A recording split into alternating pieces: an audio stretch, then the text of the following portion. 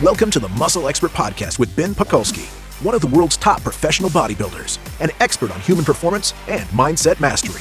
Ben dives deep to deliver the strategies of the top experts to upgrade your body, mind, muscle, strength, performance, biochemistry, and how to become the upgraded modern man. Join us on benpakulski.com to learn the cutting-edge techniques to take control of your body, your brain, and create your greatest life. Hey, what's up, ladies and gentlemen? Ben Pakulski, and today we welcome Dr. Jordan Shallow. Dr. Jordan Shallow is a chiropractor who lives in Northern California. He is also a world-class powerlifter, which is a really cool combination because not only is he in the trenches grinding out the heaviest weights in the world, he is also a master of the theory.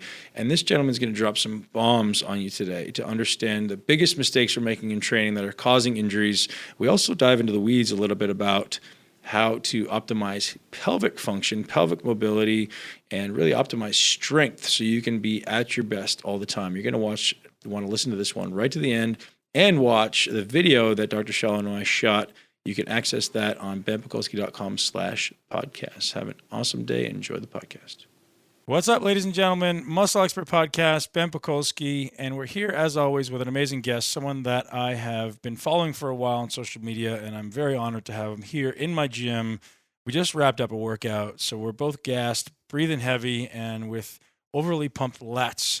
Dr. Jordan Shallow, the Muscle Doc. What's up, man? What's up, man? How are you? I'm awesome. Another fellow Canadian. I love hooking up with Canadians, man. We're everywhere. Yeah, exactly. We are everywhere. Taking over the world, man. That's it. So connected with Dr. Jordan through Mind Pump, and he's another guy who lives out in Northern California. That's right. Great place to be, man. It seems to be, yeah. It's the center of the universe, man. Especially in the tech world, it's a really interesting pace. Unlike, I mean, you know, we both grew up in Ontario, where Toronto is probably the precipice of lifestyle and pace and you know the goings on and the connectivity to the world. But the Bay Area is the driver. Every time you pull your phone out of your pocket, every time you see the new Tesla on the street, all that is within a 3 or 4 block radius. Crazy, right? It is. So Dr. Jordan is a prescriptive exercise specialist, teaching people how to exercise and not hurt themselves, or if they have hurt themselves, correct it. Tell us a little bit about your background, man, how you ended up in Southern California, or I guess Northern California, and a little bit about your background. Yeah, so I studied in Canada, really similar to you. Was up in Toronto for 4 years and then moved out to San Jose, Santa Clara, California, so about 30, 40 minutes south of San Francisco. Right. So for anyone who hasn't been out to the San Jose area, it's, I would say, probably the most amazing place in North America as far as the weather. Like it's almost perfect. Dude, I mean, especially coming from where we come from. It's been sunny and 75 for the past 6 years. There was I'm starting to acclimate now and get a little weaker. Like it's cold today here in Tampa. Sure, yeah. But 4 or 5 years ago, coming from Canada, I'd be in flip-flops and shorts. Right. So it was, it's a really weird pocket of climate where it's like you go up into the city proper. I mean, Mark Twain said the coldest day I ever had was the summer in San Francisco or something and that's true. Yeah. But you go 45 minutes south into Gilroy and it smells like garlic and it's hot as hell. But there's a small pocket between Mountain View and Santa Cruz where it's just and you understand why the richest and smartest people in the world ended up there, I guess. In Silicon Valley. Yeah, if you got to set up world at the HQ somewhere, seems like a good place to do it. Seems to make sense. Yeah, right? Yeah, for sure. Yeah, it's definitely a place that I'd love to be and I love visiting. So tell us about how you ended up there. I mean, we moved out there for chiropractic college after undergrad. So went to Palmer West, straight out of graduating undergrad in background in kinesiology and public health. Obviously, I had my sights set on becoming a chiropractor. Finished up 4 years. That was 2 years ago. And then opened up shop, met my wife, and we just both kind of started to lay down roots in the Bay Area. There's a lot of muscle enthusiasts, doctors, PhDs out there who are dropping information based on what they learned in undergrad, even during the graduate studies.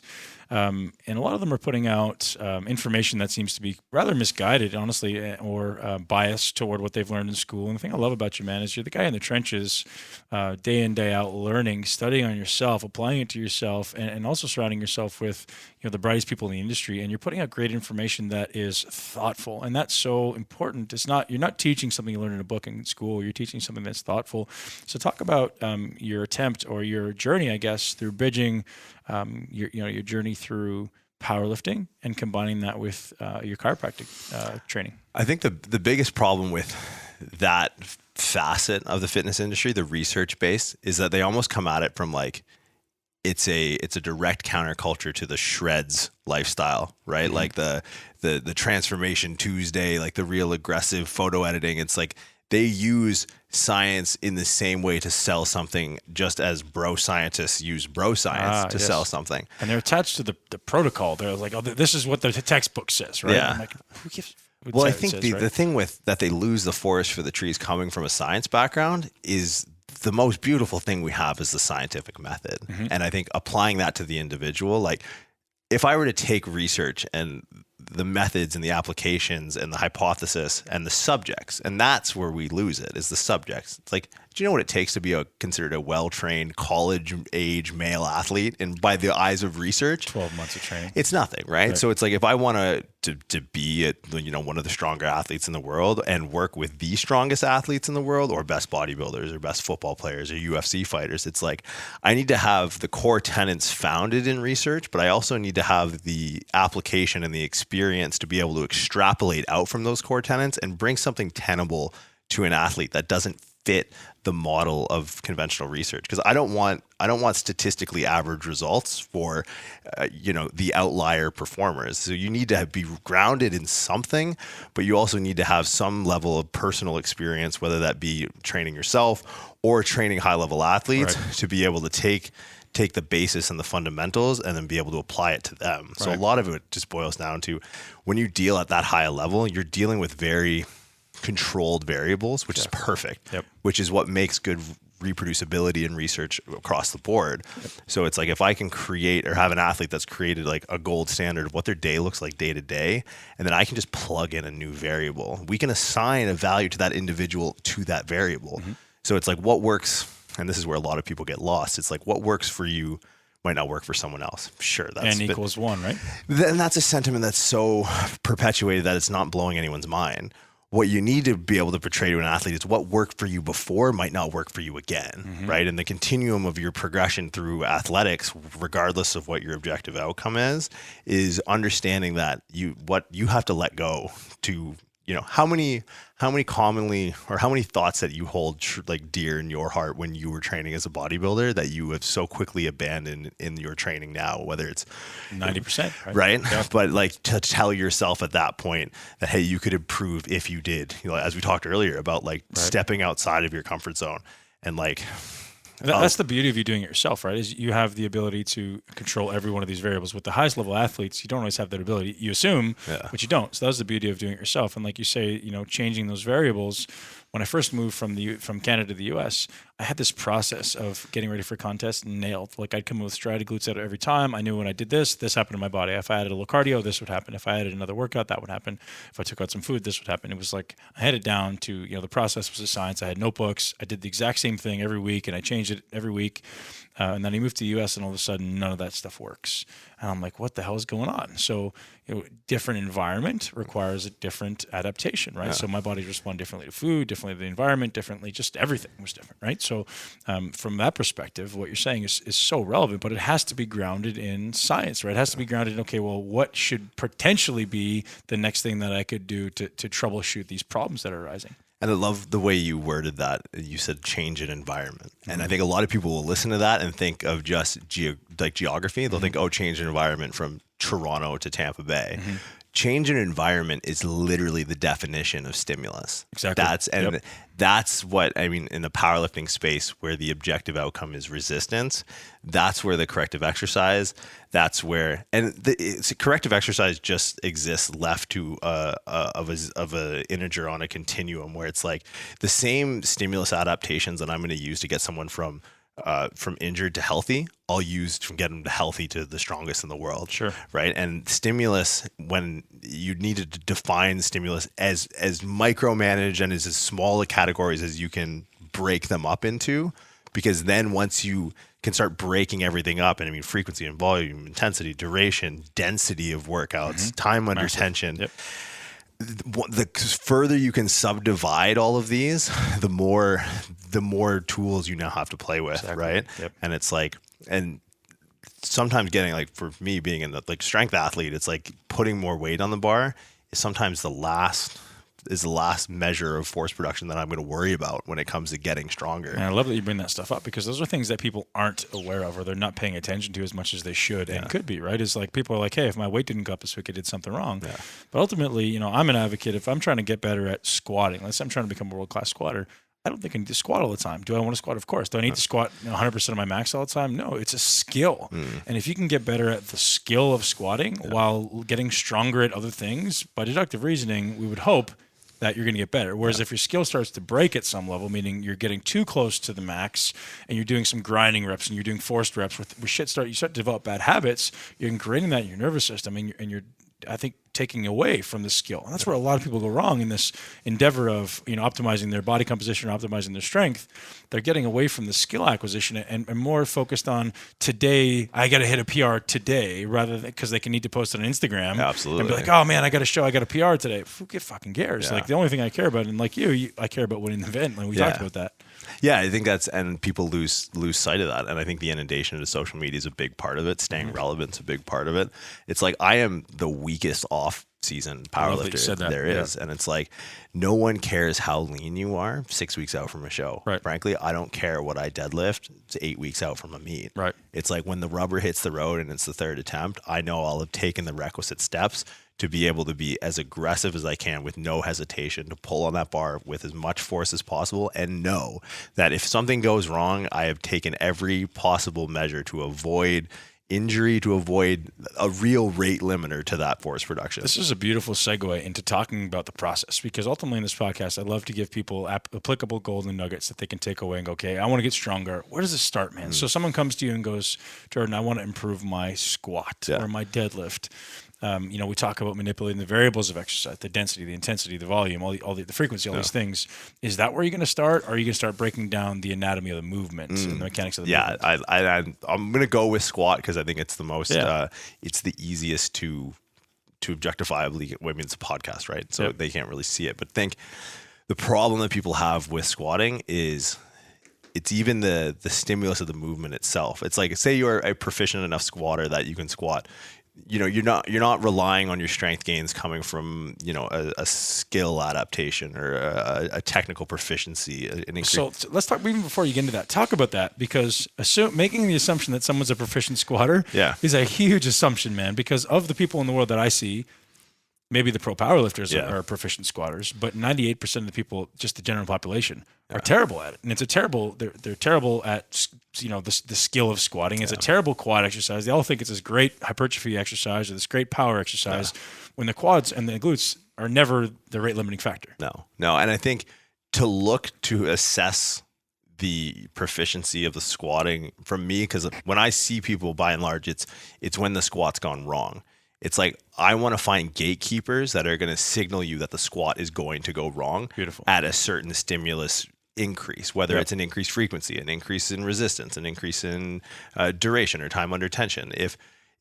So for me with the squat, I'll never assess someone's squat first. It doesn't make any sense to me, because if at what point the range of motion of the exercise is equal to that of the range of motion of the joint that comprises the exercise, then you're built up on a house of cards. You're very unstable. You're one increase in stimulus away from an injury. Yep. Right. So what I'll do, it's like, I think, again, the inundation of the fitness industry and marketing and trying to monetize this crazy freaking business has led people, the word functional, I mean, literally the hair on my arm is standing up. And I think being sold that squatting and deadlifting are functional exercises. Sure, primal movements, we do it throughout the run of the day. And they'll, hey, look, it's a baby. It's like, when was the last time your head was a third of the size of your body? Sure. So, or like this guy in China is sitting on the sidewalk. It's like, that's fantastic. But I think function from an evolutionary biology standpoint, show me another animal that can walk down a lion in sub-Saharan Africa for 3 days and kill it. No one. Human beings. That's it. Biped ambulatory human beings, what we are meant to do, one foot in front of the other.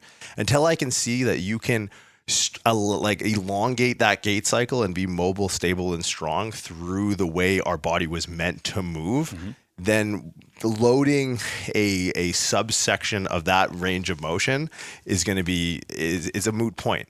So think of it like if I wanted to shoot this computer, and this is an analogy I'll use from time to time, it's like I am afforded a huge level of inaccuracy if the gauge is or the measure of or objective outcome is did I hit the computer or not. Yep. That's loading your hips and low back and core and all that in the squat. You can be so off balance and still obtain the objective outcome of shooting the computer. Yep. If I wanted to pick off a side view mirror of the Prius driving down the street right now, that's 200 yards away. That's assessing the lunge. That's assessing the end range of the gait cycle for that mobility, stability, and strength. If I can calibrate in my sights there, every single time I can increase any stimulus I want when I'm shooting the computer because I'm bullseye or close to bullseye every single time. Right. So then what people do is they test that and they improve on that and they slowly start to no longer calibrate and they just worry about the squat and they forget about those unilateral movements that are going to be the underpinning stability is going to be the underpinning factor that usually leads to the. So talk about that. Are you suggesting that before someone can acquire proficiency at the squat, they should be doing 1, walking, and 2, lunging? Oh, sure. I mean, I'm not as granular yet, and I think it might be coming later in my career where people are now talking about like rooting and like practicing standing and all that. I think. Dude, I believe in that. Like to speak to that. Since I left my bodybuilding career, I started doing yoga. It's changed my structure. It's changed my stability. I feel my breathing is better. My mobility is better.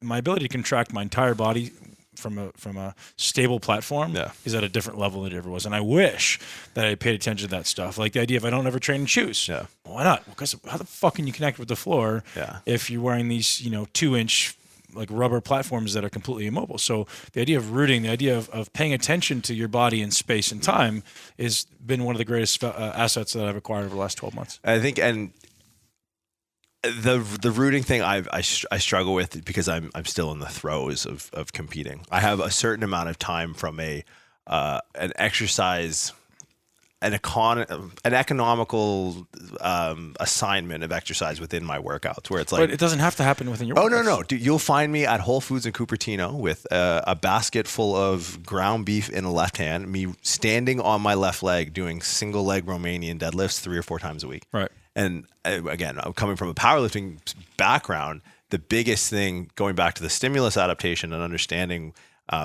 you can correctly anatomically load a muscle. So one of the biggest, I don't want to say like a farce or a fallacy, but glute strengthening by and large has been a lot of people's undoing because it's the difference between anatomically loading a muscle correctly and neurologically loading a muscle correctly. Talk to me about that. So I think that's the difference between strength and stability, right? Like as we go through that gait cycle, we have 3 glute muscles, right? Max, min, med. 2 are meant to be stable. 1 is meant to be strong, the max, right? It overcomes the anterior to posterior movement. It's more beholden to the constant of gravity. Sure. Where the other 2 work through like a helical plane, like rotational, which is true of all our stability muscles. Think of the rotator cuff, right? Yep. That's why like the plate swinging 5-pound dumbbell activation of the rotator cuff is like, oh, that's a great isometric work for your biceps. But as far as we're not applying a force through the range of motion that we're trying to, and even that's anatomically loading external rotation, but it's like you're not neurologically loading the rotator cuff to resist movement. You're training it to activate. You're not teaching it to integrate, right? Which is it's a big problem and that's where people fall short. So, the Jane Fonda Sunday morning laying on your couch, abducting. Sure. Yeah. The posterior fiber, the glute med is going to. I can really feel the burn Jordan. And I can feel it. Oh, it feels so good. I must be working. But like you said, rooting to the floor, right? Like when Usain Bolt hits the ground, he's structurally so unstable because he's so much taller than his competition, right? Like think of a Jeep going off a turnpike. Yep. The high center of gravity is going to lead it to a structural instability that causes it to slow down or it's going to topple.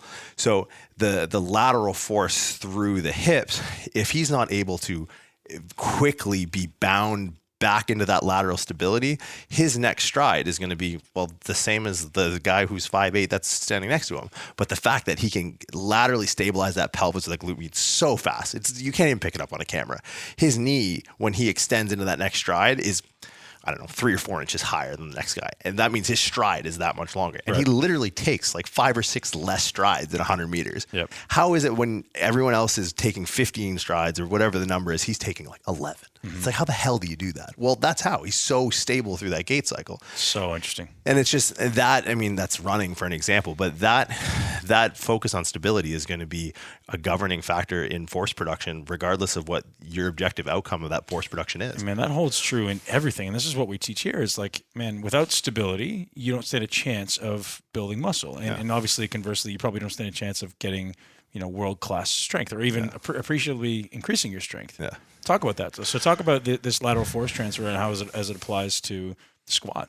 Well, it's more so equating for your end game. Like I'll have people in my office, and genetics do play a factor in this. There are people that their joints are just genetically resilient. I mean, as you came across in bodybuilding. Michael Hearn, man. I don't know how that guy still even stands up. You know what? I've never seen Mike lift. I've met him a few times. He's 50 years old and he still squats 800 pounds. And his squat form is good, but he's got certain exercises where I'm like, man, if I did that, my elbows would be like left on the floor bleeding. And I see that a lot in powerlifting with like the way people program or they periodize, like their ability for their inert soft tissues to withstand load is way past that of mine. Like I know that without the functional, my structure cannot hold up to shit. So I better make sure that my functional stability is redlining 100%. Because if this function goes to structure, your structure is meniscus, your structure is labrum, your structure is discs.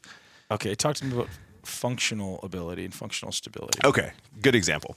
If I were to give you a dynamometer, and this is, I mean, if anyone who's followed me, I feel bad that I might be turning myself into sound bites, but this is a really, for your listeners to kind of conceptualize how stability acts as a governor to strength. If you had a dynamometer in your hand, a grip strength measurer, or even like one of those forearm, grip exercise, and you had it kind of at your side, shoulder in neutral, a very structurally stable position as far as the glenohumeral joint's concerned. Yep. Well, even the other 3 joints of the shoulder, the SC, the AC, and the scapulothoracic joint. That ball and socket joint, which the rotator cuff is going to bridge from the scapula onto the humerus and attach onto the capsule of the shoulder, is in a very structurally stable position, right? Yep. So most people, I say, okay, squeeze as hard as you can here, right? With your arm at your side. And even without a grip strength measure, okay, squeeze as hard as you can. Put your hand overhead. Squeeze as hard as you can. Where do you think you're going to be stronger, right? And knowing the anatomy of the muscles that control grip, by and large, medial epicondyle and down, right? Yep. So the distal end of the humerus is going to be the insertion point or the origin point of a lot of muscles that are going to control grip. Intuitively, everyone says, I'll be stronger here. And I think it's like maybe the center of gravity thing. It's like, no, I mean, all the strength is going to be produced from the forearm down, right? So why is it that you naturally feel like even me now, when I try and do this, I feel like I can't squeeze as hard. It's because as we trade off that structural stability for mobility to get into these end ranges of motion, think of stability like a value of 100% that in order to express our strength always has to be met. If that perception of stability is not met by either structure or function, our body will govern the amount of force we can put through that unstable neurological medium. kind of downregulation. Exactly. So it's like as we abduct or flex the shoulder, we're trading off structural stability to move through this freedom of range of motion. But as we get to the top, if function doesn't pick up where structure leaves off, our ability to either A, express strength, or B, get into that range of motion at all becomes drastically diminished, right? And that's where a lot of people fall short is, I'm tired, I can't get in an overhead position. I'm going to stretch my lats or I'm going to do thoracic extension drills. It's like, okay, well, what are you going to do when you transiently get that range of motion? Your body, and that's the thing. It's like, I stretch all the time. I don't understand why I'm so tight. It's like, because your body's reflexively, you're stretching, you bring it to a new end range of motion your body has never been and doesn't know how to control range of motion in. And then it's reflexively like, okay, don't let us go there again because we're going to apply structure. We're going to apply force to structure because our function isn't trained in that range of motion, right? Like if you did a bicep curl from, the end range last 20 degrees, you're only going to have strength. If you squat, to above parallel, and then all of a sudden you're feeling good one day and you go for a max, and that weight pulls you. It's like you don't have any strength in structure or function past that. And that's another thing people don't realize is your inert soft tissues will accommodate over time, right? Like your bones will adapt. Your bones, like if you have, I mean, it's not a good thing, but if you have like femoral acetabular impingement, you've had like prolonged functional imbalance that has led to your structure trying to pick up the slack and literally grow bone to stop the other bone from moving against it. I love that you're talking about this stuff, man, because we're talking the same language. Like hypertrophy compared to powerlifting, but ultimately, human body is a human body, man. Structure and function are structure and function, and unless you obey them, you're gonna break down. Stuff's gonna break for sure. So we talk about something called active range of motion, which obviously you're familiar with. What can I actively control with these set of muscles? And unless people are obeying those things, they're gonna have massive limitations in their ability to progress because they're gonna see constant breakdown. So talk about that when it comes to powerlifting, because we're still talking about the squat. To get to full depth in squat, quote unquote full depth, most people don't have access to that range of motion. They can't control it actively. So what are the steps? Is it addressing the lateral imbalances in the muscle? Is it like what's the steps to talking about what you say? They don't have the strength or the stability to access these ranges with the musculature, but they're able to go there passively. So what's the steps to kind of filling in the gap there, right? Sure. The biggest problem with powerlifters is that they often load ranges of motion. They get into ranges of motion loaded that they can't get into unloaded. Exactly. That's it's like the guy who has to put 315 to get to the bottom of a squat because they have some internal single ply fascial suit on, and a lot of it is just stems from the culture. I think West Side, Louis Simmons, and it's like where injuries are almost a badge of honor. They're proof of concept that you're a tough badass, and it's like Somebody said this to me recently that scar tissue is stronger than healthy tissue, and I just cringed and kept on moving. Let them think it. I don't know, man. You ridiculous. Can't save someone from that. It's no, and it's a lot of it's inundated into the origins. It's the same origins that we have to pay homage to because we wouldn't be there without guys that were willing. Yeah. So but I want to talk about filling the gap, and then I want to talk about breaking. How do we start breaking those biases? Because people come in and, like you said, they hear sound bites, and they go, "Oh, well, I need to do X number of things because all the guys before me have done that." And that's the dumbest paradigm I've ever heard. And that's what I faced coming into bodybuilding. Is like, oh, everyone, Ronnie Coleman trains this way, and this guy trains this way, and you're like, it doesn't make it right. So talk about first filling the gap between available passive range of motion and active range of motion, and what people might do to start kind of attenuating that gap. I think static stretching has taken so much heat based off people's inability to interpret research that it's been thrown the wayside in a really effective means of getting into unstable position. Because that's the catch-22, right? If you have been cast by this fascial suit, your body's certainty of its uncertainty and end ranges of motion that it's not going to let you even attempt to get there. Mm-hmm. Where do you begin to chip away? Right. So it's like static stretching. You think that's a genetic thing? Like this fascial, you're saying this fascial sheath for some people may actually be restricted? Or no, I think it's. I mean, I use the fascia sheet just to kind of take a jab at single ply powerlifters, if I'm being honest. But it's. I mean, if range of motion is like anything, you don't use it, you lose it, right? So it's your body. I mean, I've trained clients. Elderly clients that haven't put their hand over their head in like 10 or 15 years. And obviously you got to stretch. Yeah. No, you don't fucking get to stretch. To a certain extent, that's true, but you do need a way. So to answer your question about bridging the gap, I am a believer of mobility, stability, and strength. Those are kind of the three pillars of what I work off of. But again, it's a spectrum, right? So you take me someone, okay, let's rewind. The common misconception is that there is a direct correlation between increased mobility and decreased likelihood of injury. But it's like anything. It's an inverted bell curve. You take me someone who's some contortionist in the Cirque du Soleil, and you give me the single ply powerlifter thing. One guy has no mobility, no stability, that just has strength. Someone is just so pliable, so mobile, unstable, but doesn't have any strength.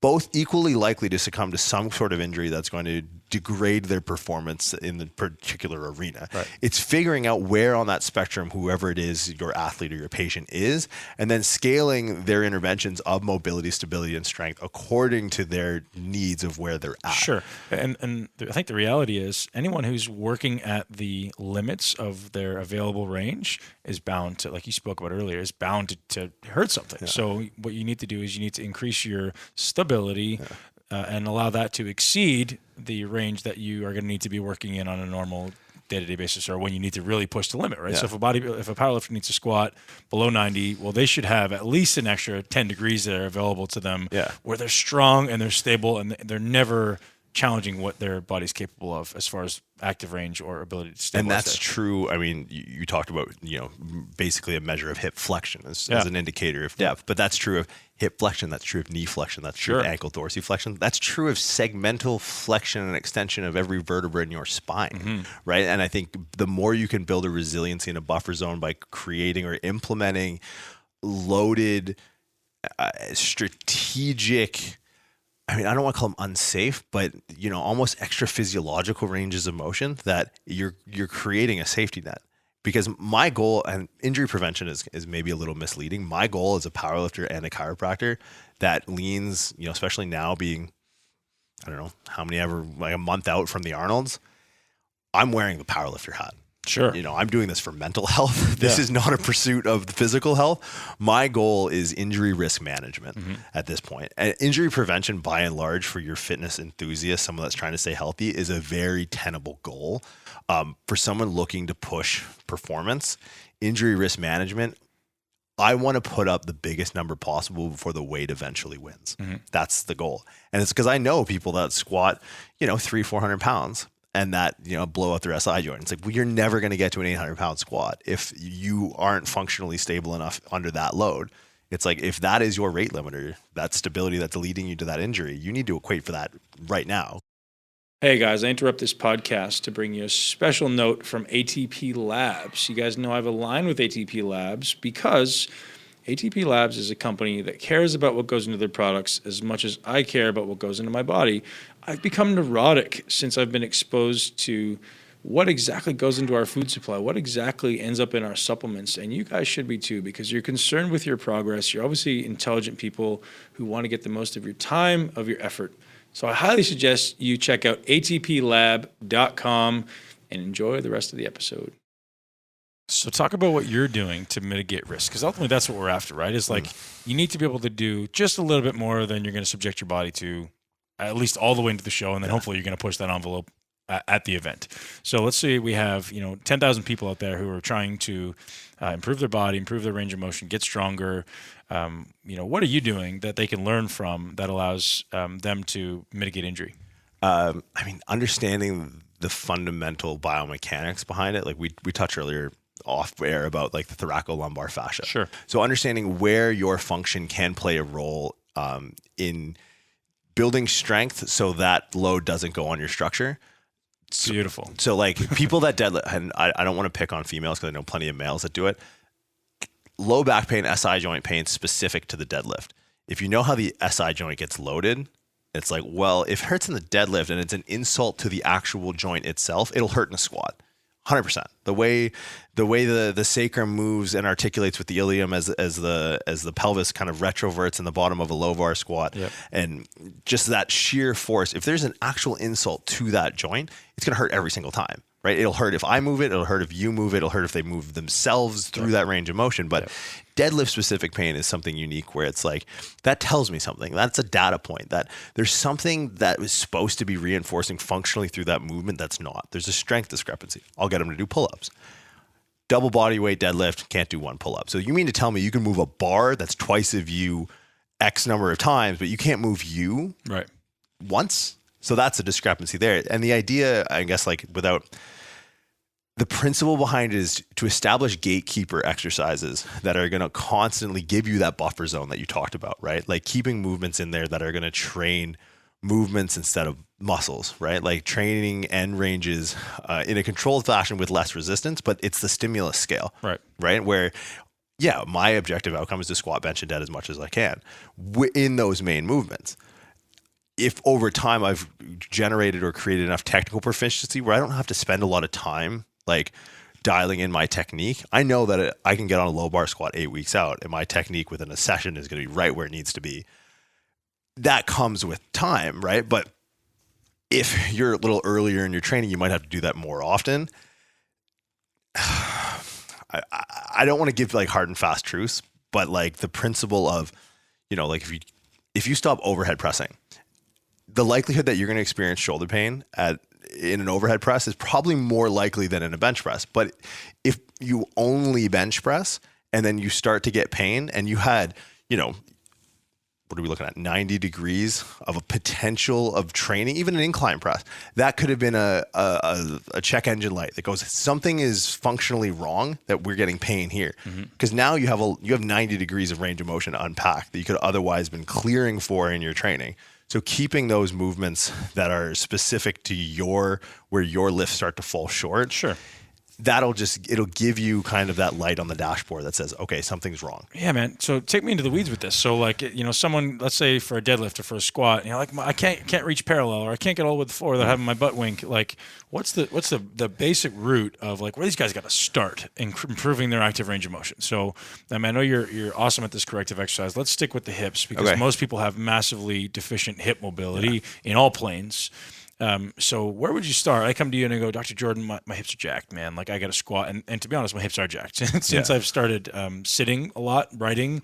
Man, if I don't train my legs every week, which, you know, if I don't train them every week, my mobility goes to crap. Yeah. So where do I start, man? I want to improve my ability to achieve. I want to do a powerlifting meet in 6 months. Hypothetically, I'm not doing it, but Arnold's, dude. Go on, we get you the 275s. No.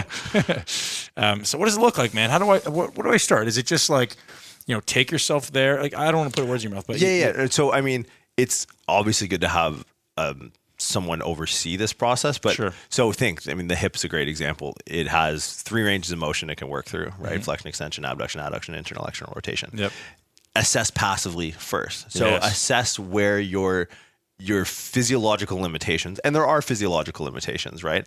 The goal is to always outfunction your structure, regardless whether that structure is pathological or anatomical. So just to clear this up, when you say physiological limitations, he's just talking about different hip structures. Yeah. Different length of femur, et cetera. Femur head, different depth of encapsulation, right? That cadaveric study that everyone's... Right. And I think it's important to notice that, man, because most people don't even acknowledge the fact just because you can squat below parallel very easily, maybe they can't, or maybe they assume because Tom Platz squatted very narrow. That's the best way to squat for quad development. That's not the truth. No, everybody's very different. Yeah, but on the flip side of that, you're also not a special snowflake either. A lot of people will rest too much on the self-diagnosis of being a certain morphology. Beautiful. And then it's just like, yeah, but have you tried doing anything to improve it? Right. They're just trying to make excuses for the limitations. Exactly. Beautiful. So I think have a passive assessment. So see what you are capable of when your nervous system is not going to override and limit and self-govern where you go. Right. And then you prefer to do that. So there's different ways I've seen doing it. Like some people have you do it flat on your back. Would you prefer to do it with the other foot loaded? So you're standing, like if we're checking hip mobility? Because once you're single loaded, you're assessing stability, and then that's going to govern your range of motion. So on the back? On the back, have a practitioner do it. Yeah. I mean, one of the biggest rate limiting factors to powerlifters, especially, and sticking with the squat and the hips, internal rotation. And it's not so much an indication of we need to load into internal rotation. It's telling us how retroverted our hips are. Because like and powerlifters will lay down in bed and like their medial malleol, their ankle will be facing the ceiling because they just drop off to the sides, which is fine. But if you could think of like the glute max, which is going to be that prime when we're sitting into the hole, that's going to be like the hip drive up as you pretense the quads. And it's going to depend on how you cue the squat, where you load the bar, and appeasing center of gravity. But imagine that a glute max is going to be a big contributing factor to that. The way it's going to insert on the femur is if we're way too externally rotated, we can't generate torque in that bottom position because we're still trying to find a good length tension relationship in the bottom. So it's not so much internally rotating for the sake of like, oh, I want to be able to internally rotate more. It's so that when I'm externally rotated, I'm loaded into a really solid length tension relationship of those prime movers. That's going to help me get up. Because if we're not loaded into that function, we're going to load into the structure. And if we're tense when we hit, or we're lax when we hit the hole, then we're loading into the SI joints. Beautiful, man. So that's something that I cue a lot on squats, and I haven't heard a lot of people cue before, is the idea of actually attempting some internal rotation to actually allow those those glutes to lengthen fully, right? And that's the thing. People don't realize once you cross like 90 degrees, some of those stabilizers of the hip switch from being an external rotator to an internal rotator. Then, I mean, it's really granular biomechanics, but like at a certain depth, that action of the muscle changes. So you'll see a lot of the top guys and girls, their knees will just, they hit the hole and it looks like they're tapping in, but there's a difference between knees out and knees not in. Yeah. Right. Sure. So like they're so far out that their in is not a valgus. It's not a inside of the ankle and hip angulation. Sure. It's just further in Slight from when they internal were. rotation. Yeah. So it's really nuanced, and I think it takes a lot of experience, but it's knowing the underlying anatomy and the biomechanics behind that'll let you get away with it, because it has to be intent. Right. Like, because you'll see novice lifters knock their knees at the bottom, but it's that knee is coming into a valgus deformity. It's not a purposeful motor pattern to generate the most force possible.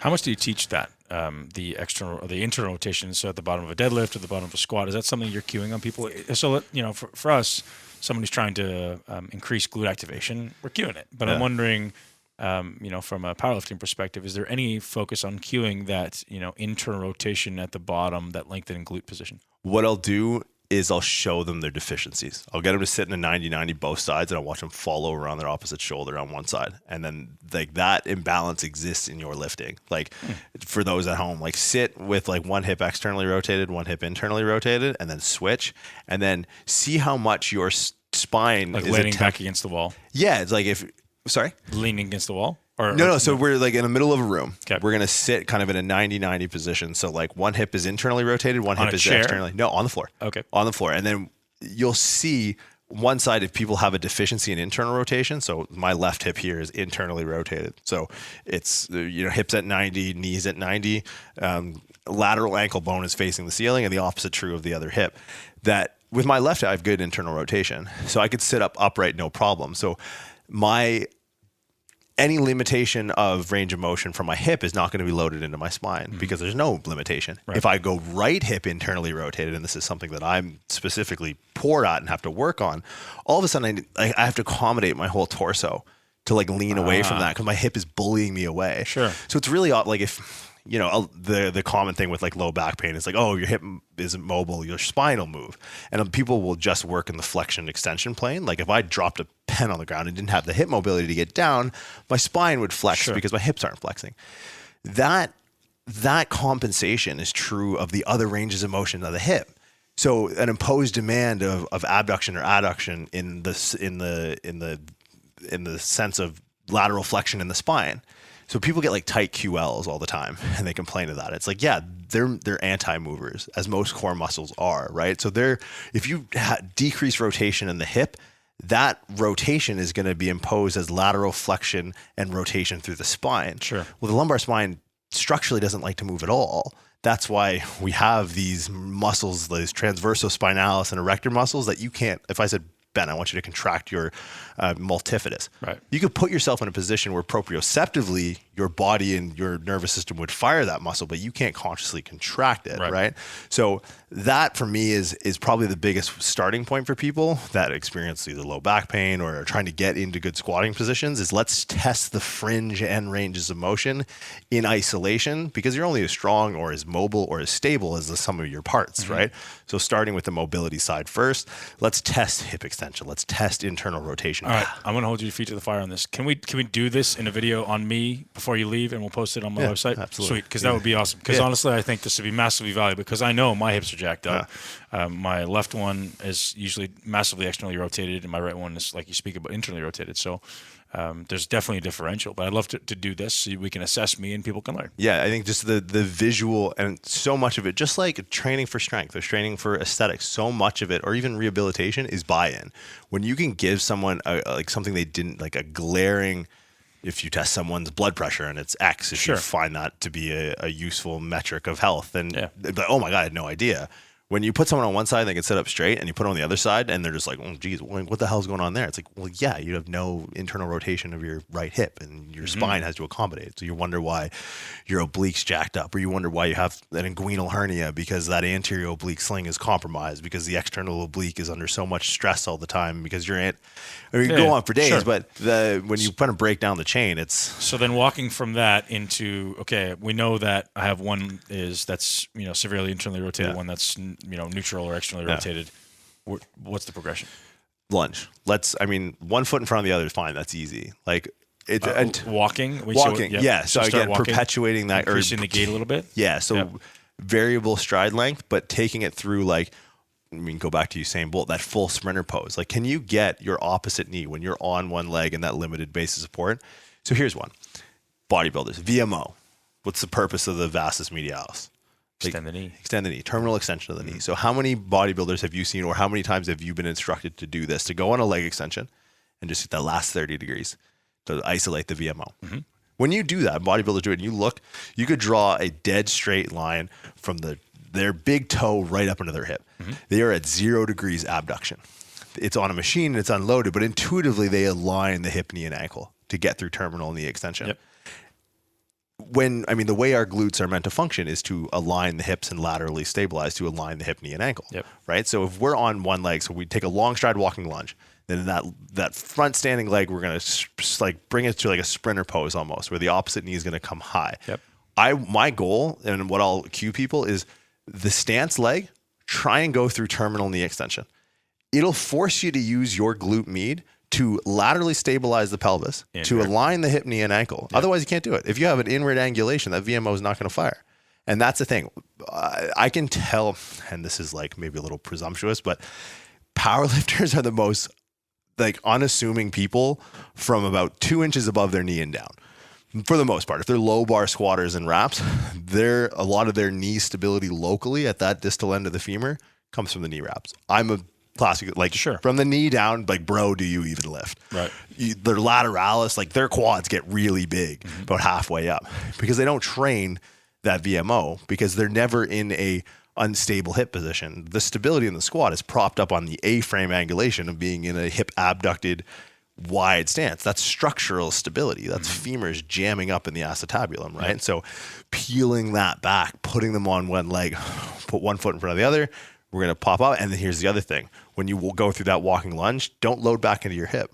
Where a lot of people will shoot that hip back, load into their strongest point, then propel forward, use the quad.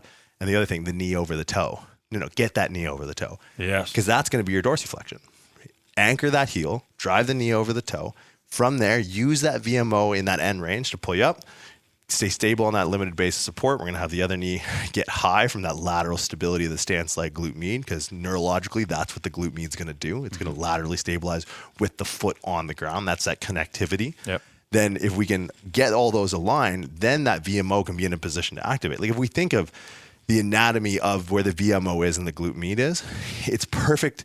Don't think about knee or hip stability. Think about femur stability. Sure. And that's exactly what it does. One is proximal lateral. One is distal medial. It's got you from both ends, from both sides, as far as stabilizing the femur on the tibia. So if we can do that, then it's the biggest problem with stability being inundated into bodybuilding or even runners or any powerlifters, whatever it is, they only look at progress as a progression of resistance, where we can use resistance to progress instability as a stimulus. When you do love this, powerlifters or bodybuilders, you do a lot of single leg stuff, single leg press, single leg hamstring curl. It's no. The idea is to be unstable, and you're externalizing that stimulus of instability to the apparatus. Right. There's nothing more stable than laying face down and doing a prone hamstring curl. Right. Do a single leg RDL with the dumbbell in one hand. Now your combined center of gravity of you and the dumbbell is deviated to the magnitude of the weight in one hand. Right. Where it's a lot of people, what they'll do is even if they've got I don't do machines, I'll do Bulgarian split squats. It's okay, how much do you do? I do 70-pound dumbbells. Yeah, in both hands.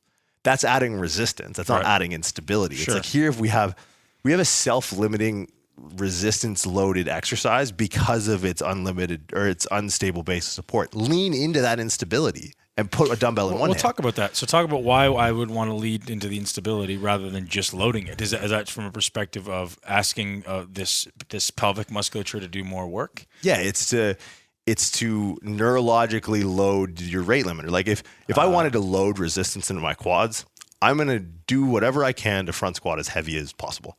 That will make my quads stronger, because that'll be the objective in which I can quantifiably gauge my progress in strength, right?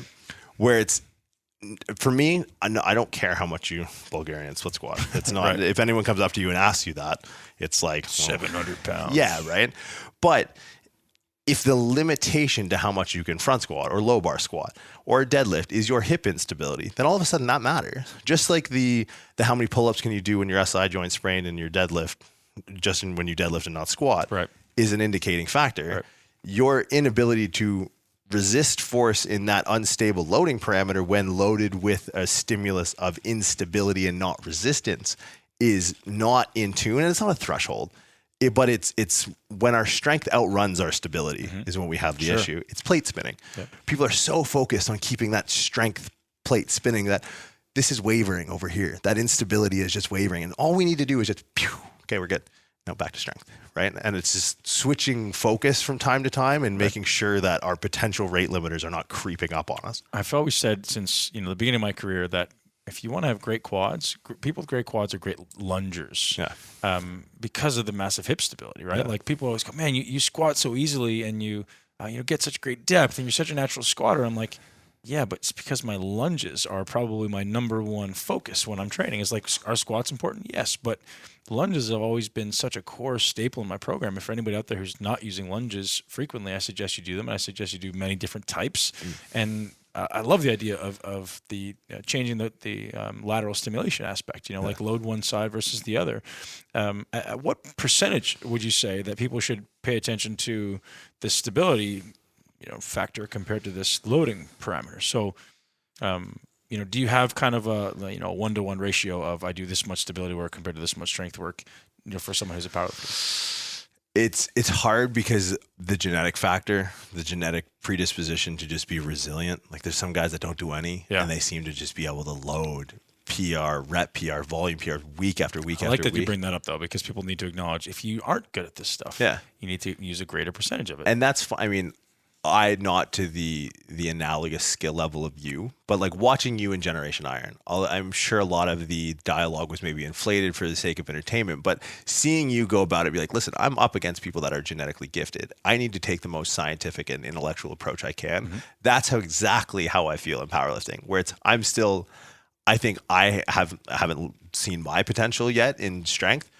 But if what I can do can permeate those with the genetic predisposition, it's like, if they can get that on board, I don't think we begin to scratch the surface of what the numbers we're going to see in the next 10 years. Man, I love that you're bringing that up, because when I started bodybuilding, that's exactly how I felt. Yeah. I was like, wow, these guys are doing everything wrong. They're basically good in spite of themselves, or great in spite of themselves. There's been a few guys through. Obviously, I won't take credit away from everybody. But most of the guys out there are just like, hey man, I'm just really blessed that I kind of do anything, I eat anything, and I grow like a weed. But imagine if we took this incredible science that exists in the brains of a very limited number of people and applied it to the guys who are the most genetically blessed.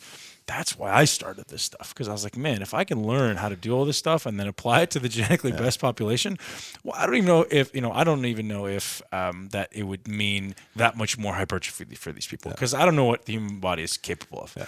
But I do believe that it would mean less drugs, longer life, less injuries. Yeah. And that is what I'm after. That's what I'm trying to incentivize now, or I'm trying to educate people toward. It's like, hey, if we do all this, like, how much muscle can you gain a year? 6 or 7 pounds is about the average muscle gain for a person a year. That's fucking bullshit.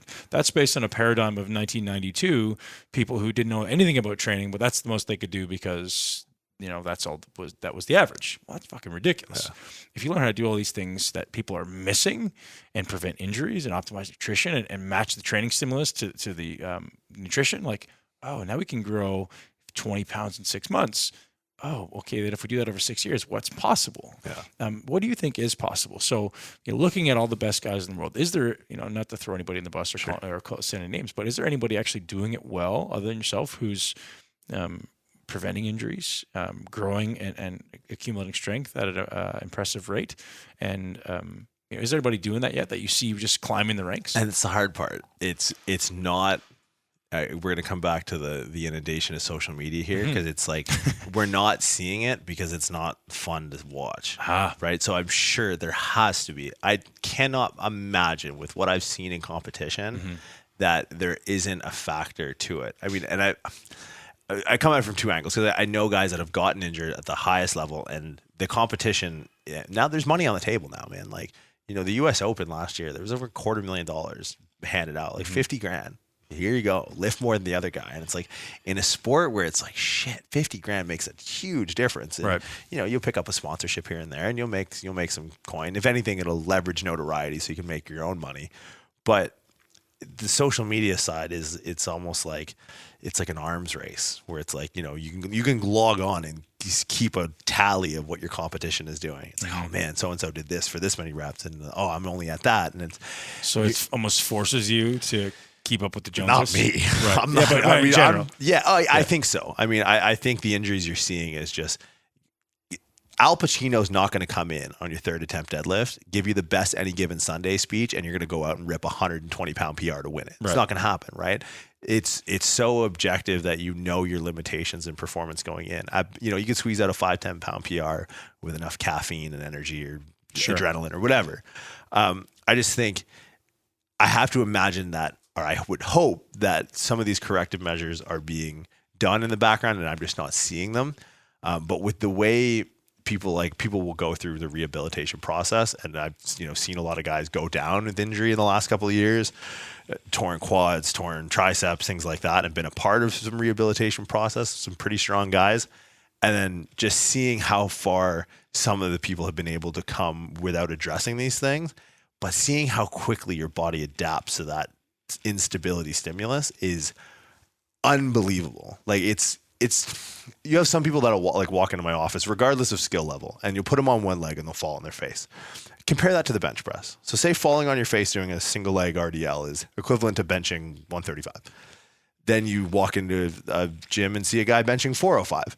How long it takes to get from 135 to 405 on a bench could be years, decades for some people. Sure. How long it takes with very subtle cues and some brief explanation of the underpinning anatomy and why they're unstable and so on and so forth. How long it takes for them to get fairly proficient at that single leg RDL movement. How quickly your body adapts to instability stimulus, and then the carryover that then has into increasing strength is the quickest. It's a neurological adaptation. It's going to be faster than a hypertrophy adaptation. So how your body wants to put one foot in front of the other and do it so stably so it can sustain it over a lifetime.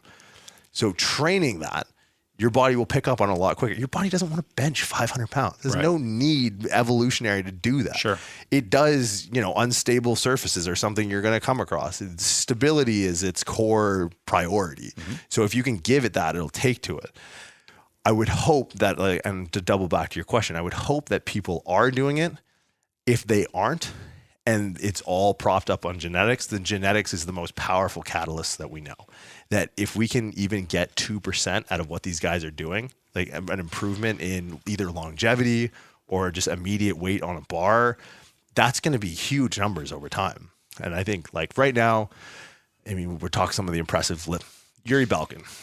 Deadlifts 970 beltless hook grip at 227 pounds. It's ridiculous. It is ridiculous. And I don't think he's an outlier in so many ways that So I'm very curious about, this is kind of off topic, but his ascension, we talk about how long it's going to take to go from 135 to 405 bench press. What does his ascension look like? Is it just like, he's a guy who just kind of came on the ranks and all of a sudden was deadlifting 900 pounds? So this is an interesting, Yuri's a case of being a single ply lifter.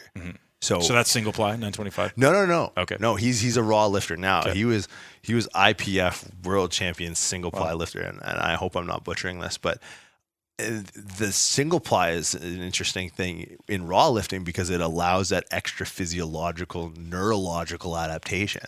Right? He is putting more weight on his skeleton than he can actually lift and overcoming it. Now, all of a sudden, when you've squatted over 1,000 pounds with a suit on, single ply or multiply, still improving your bone density. Yeah, bone density. When you walk out a squat, you've never squatted before. Nothing. You can't fathom anything feeling heavier than that. Yeah, I know. It's like, and I talk to guys that squat, 800-900 pounds. JP Price competed. He's a super heavyweight competitor out of, where is he out of? I'm not even going to mention it because I don't want to get it wrong. Anyways, he explained to me what it's like to walk out 900 pounds. Mm-hmm. He's like, you go to open your mouth to take a breath and your body deprioritizes it. It goes, if we release a valve, the pressure on your system is going to cause a negative pressure in your lungs. And you're just going to, so he wants to take a breath in because you want to breathe and brace before you squat. And he opens his mouth, nothing. And it's like, I can't imagine my best squat is 727. Right. I can't imagine what 900 pounds would feel. But if I could imagine, and not only imagine, put on this suit and do it with the assistance, all of a sudden when I have 727 on my back, easy. Yeah. So I mean, Yuri is do you build that into your training? I don't, but there's coaches that do. Yeah, I used to. It's like single ply lifting. No, I used to build just walking the bar. Silly heavy walkouts. Josh Bryant. Yeah. Josh Bryant will put suits on raw lifters. Mm-hmm. So he trains Rob Hall, and Rob Hall it was a 900 plus squat in a suit for that neurological adaptation. So when he walks it out in a meet and he doesn't have the suit on, he's had it before. It's practice like you play. Mm-hmm. Yeah. So it's Yuri came from that background, and he's just a perfect. His technique in the sumo deadlift, which is the leverages come into play. Grip strength. He's pulling hook grip. Right. So the reason I brought that up, man, because I'm curious if Yuri be one of those guys who, is doing everything right. Like, has he had a massive ascension through the ranks because he's one of these guys who we need to kind of pay attention to as maybe he's got great coaches, maybe he's paying attention to everything. Because I'm very curious to see what the ascension rate could be like if someone actually was doing everything right. Because I always believe, man, how long does it take to be a great bodybuilder? It takes a long time because you have to accumulate the tissue. But strength athletes, I think you can put a tremendous amount of load on your body because of the neurological capacity to adapt faster than we are doing now. I don't know. I'd like to look at means of accelerating the recoverability of the nervous system.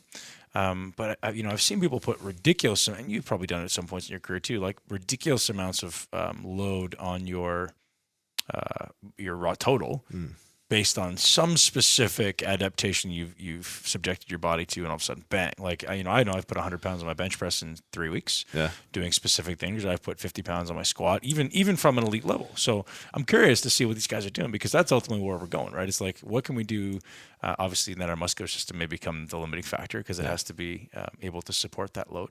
But I'm very curious to see what people are doing that's really pushing the envelope and still allowing them to be healthy. I think the best guys are just really good at assessing their rate limiters, right? Before they put water through the pipes, they know where that pipe's going to burst and they're reinforcing it. And I think that's the thing, what we talked about earlier, as far as like, what works for you won't work for someone else. What worked for you in the past might not work for you again. I think the best lifters are the ones that are either able to delegate that to someone they trust and program for them. Like, okay, this is what I'm seeing. This is where we're going to go wrong. So next training cycle, we're going to go down this path as far as prioritizing certain secondary or tertiary muscle groups or motor patterns that are going to, where we're going to break. That's where we're going to break. That's where the pipe's going to burst. So we're going to reinforce the hell out of that with movement. It's beautiful. So somebody comes to you and goes, Dr. Jordan, I want to get strong.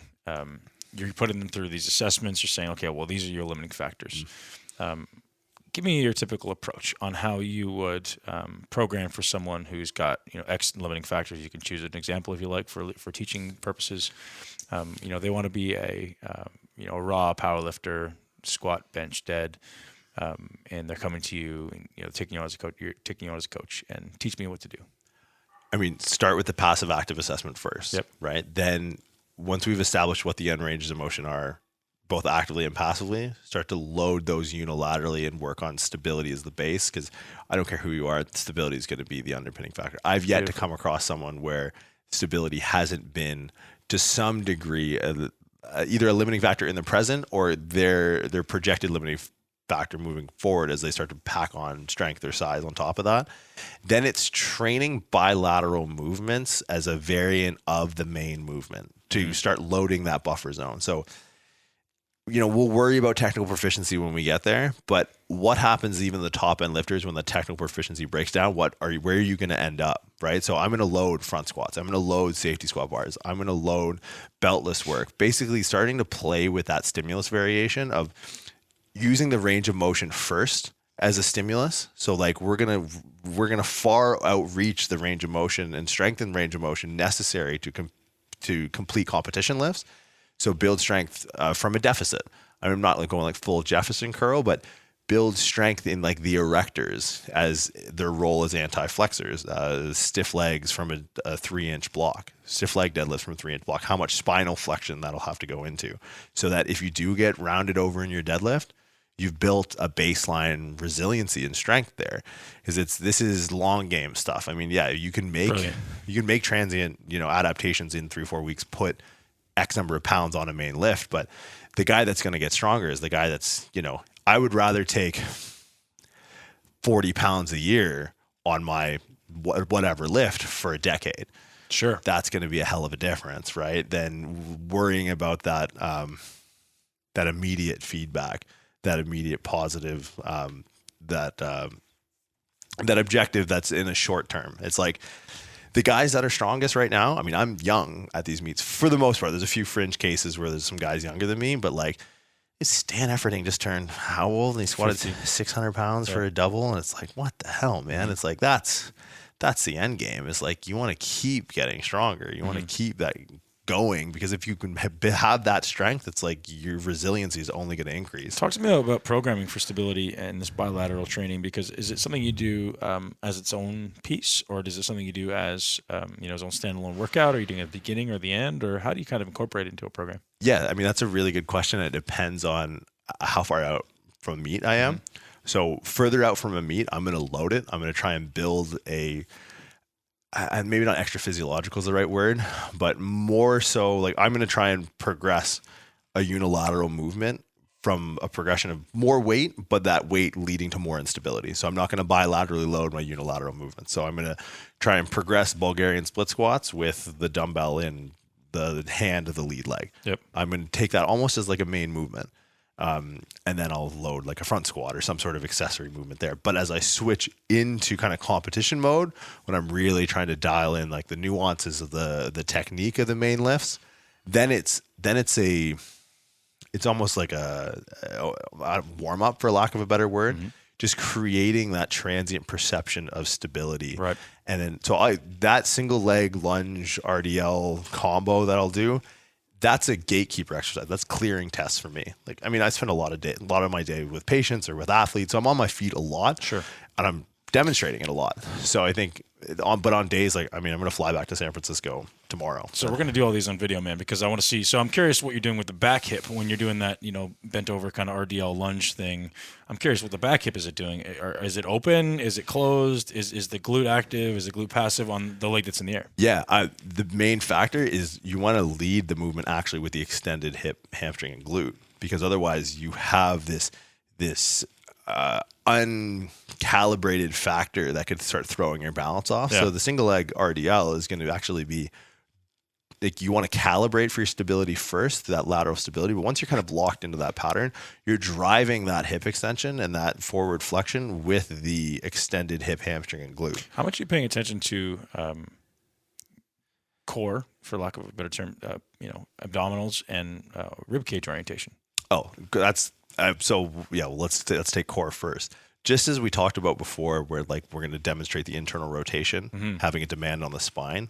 Well, if our hips are attempting to take on a load of stability that our core isn't living up to adequately, that's a two-way street, right?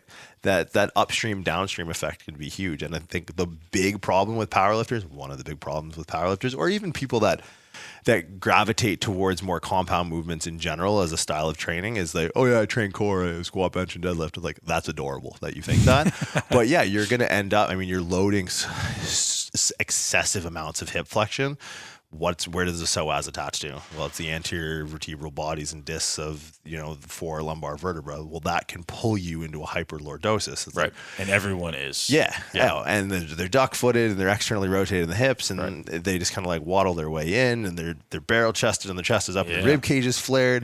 Because there's a difference between, and this is like, we're talking about scaling stimulus. Like Stu McGill has made his way, and as he should, the McGill Big Three has made its way into rehabilitation as Ben sits up straight and tries to check his posture.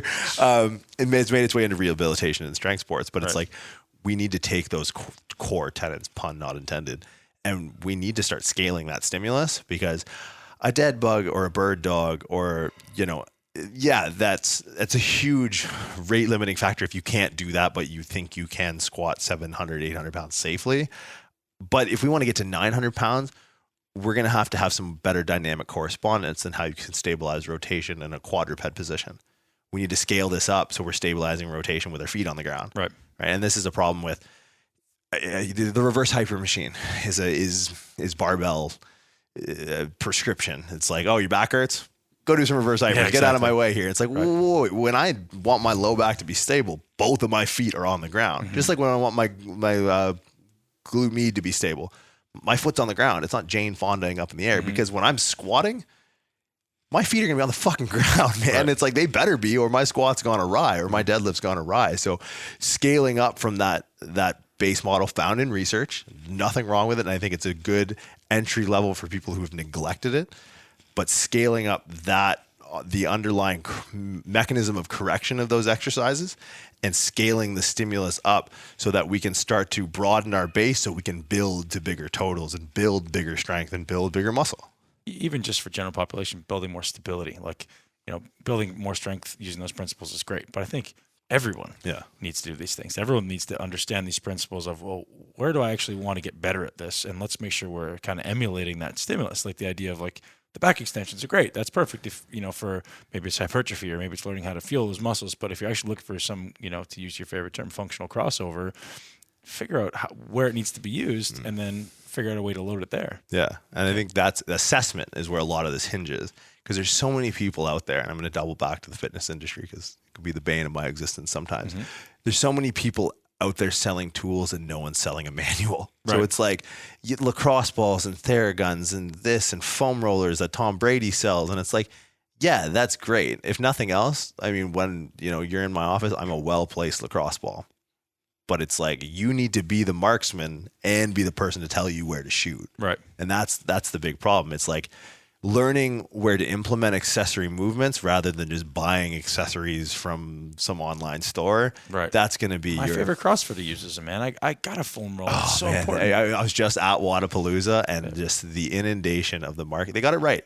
They got it right. I mean, go out if you gotta play the game. Businesses got it right. Win the game. The athletes don't have it right. Oh no, God no. But I mean, if you got to play the game, win the game. Whether they did it purposefully in a war room and said this is what we're gonna do, or it's a byproduct of the culture. It's just the culture, I think, man. I mean, I always give people the benefit of the doubt, especially at the corporate level, which maybe I'm ignorant to that, or wrongly assuming that people are inherently good. Yeah. And the ignorance in the fitness industry is rampant, right? Like 98% of people don't have a fucking clue what they're doing. No. But they're watching their favorite Instagram star do it and think, oh, I have to buy that too because it's so important. Yeah. So that's why I'm so grateful for people like you, man, actually putting out legitimately great information. Where can people learn more about you, man? I want to plug your stuff and I want to send them over to you. Sure. Best place to find me right now would be www.pre-script.com. So turnkey corrective exercise solutions, but also like the ability to work with someone on exercising correctly, right? There's only so much we can do from, the stability will only get us so far if we just have inadequate programming. Over time, that's going to catch up to us. So, is this for powerlifters? It's for everyone. Yeah. I mean, this is scalable from, and because it does hinge on assessment. It's very heavily weighted on your output is going to be indicative of what you input into our system. So it's from, the 9 to 5 desk jockey with low back pain or shoulder pain, or, the person that's just trying to get into CrossFit or something like that, getting into Olympic lifting and they don't have the requisite range of motion to do so, all the way up to, we work with some of the strongest guys in the world remotely. and just the ability to recognize trends over time is constantly improving our system. So our members get to experience maybe not the downfalls, but the input of all the other members. So our system kind of manages that really well. Instagram, I guess, is where people exist these days. And it's funny because I've had people recognize me and don't know my name. Right. But it's the _muscle _ It's like, I don't want to live in this world anymore. We're just going to have and I've said this before, it's like, we're not even going to give our kids names. We're just going to give them Instagram handles. At that point, it's like first birthday. Everyone's dog's got an Instagram handle. It's ridiculous, right? People's babies. That's actual German Shepherd GSD. If you want to follow my dog on Instagram. Actually? The wife holds that down. Yeah. I've traveled all the time. What's she going to do? So yeah, Instagram at the _muscle _ and I think that's it. Amazing. And if you guys want to see Dr. Jordan in action with me, we're going to post the videos at the show notes at benpakulski.com/podcasts, and you can link to his website and his Instagram there as well. So thank you, everybody. Have a wonderful day.